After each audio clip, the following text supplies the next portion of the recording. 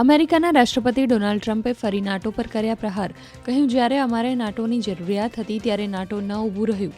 અમારે ફરી તેમની જરૂર પડશે ત્યારે પણ નાટો નહીં હોય. સીઝ ફાયર પર વ્હાઇટ હાઉસના પ્રેસ સેક્રેટરી કેરોલિન લેવિટે આપ્યું મહત્વપૂર્ણ નિવેદન. લેબનન સીઝ ફાયરનો ભાગ નથી. આ વાત સીઝ ફાયરમાં સામેલ તમામ પક્ષોને જણાવી દેવાઈ છે. લેબનન પર સતત ઇઝરાયલ કરી રહ્યું છે હુમલા. સીઝ ફાયર વચ્ચે લેબનનના બેરૂતમાં ઇઝરાયલનો ભીષણ હુમલો. બુધવારે કરાયેલા હુમલામાં 89 લોકોના મોત અને 700 લોકો થયા ઘાયલ. ઇઝરાયેલી સેના સતત લેબનન પર કરી રહી છે હુમલા. ઉત્તરાખંડમાં આવેલા કેદારનાથ ધામમાં સતત બરફવર્ષા. ભારે બરફવર્ષાને કારણે મંદિરની આસપાસનો વિસ્તાર બરફથી ઢંકાયો. ચારે બાજુ બરફની ચાદર પથરાઈ. યાત્રિકોની સુવિધા વધારવાના કામમાં આવી રહી છે મુશ્કેલી. IPL 2026માં દિલ્હી સામે ગુજરાતની રોમાંચક જીત.